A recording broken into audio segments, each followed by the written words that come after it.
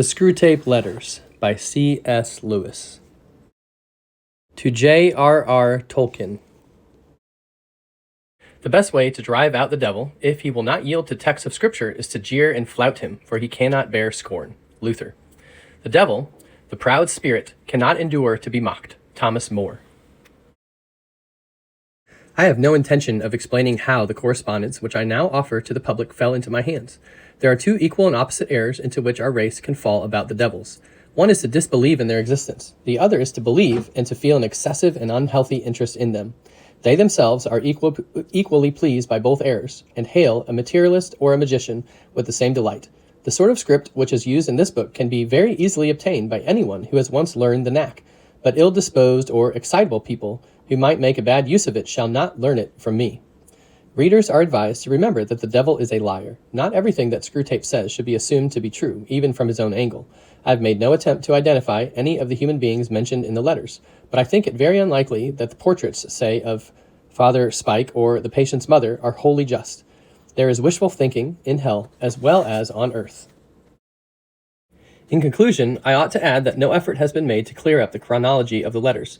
Number 17 appears to have been composed before rationing became serious, but in general, the diabolical method of dating seems to bear no relation to terrestrial time, and I have not attempted to reproduce it.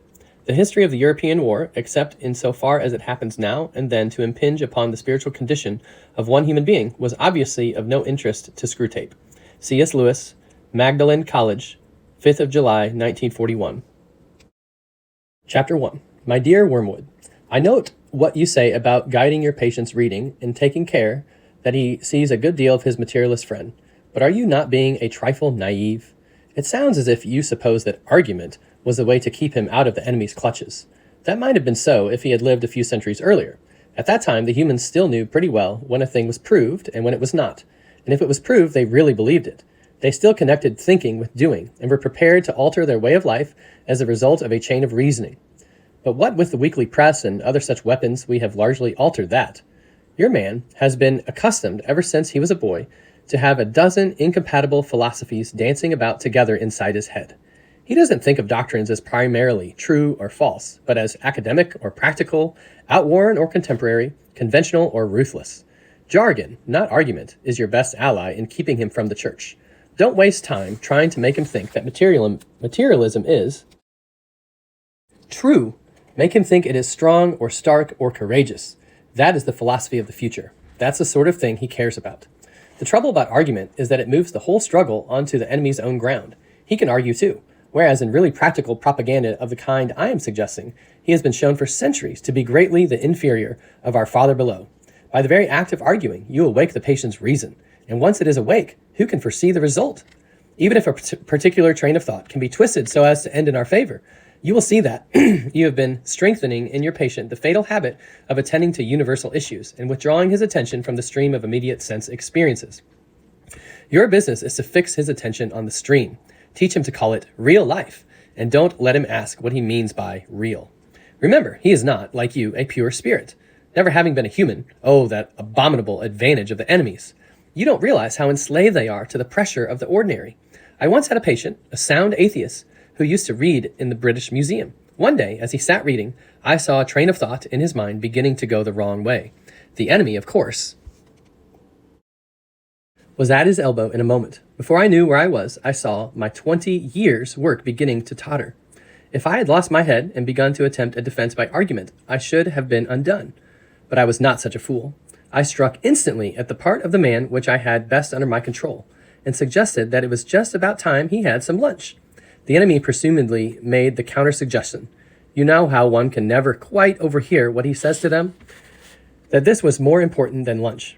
At least I think that must have been his line, for when I said, quite, in fact, much too important to tackle at the end of a morning, the patient brightened up considerably, and by the time I had added, much better come back after lunch and go into it with a fresh mind, he was already halfway to the door. Once he was in the street, the battle was won.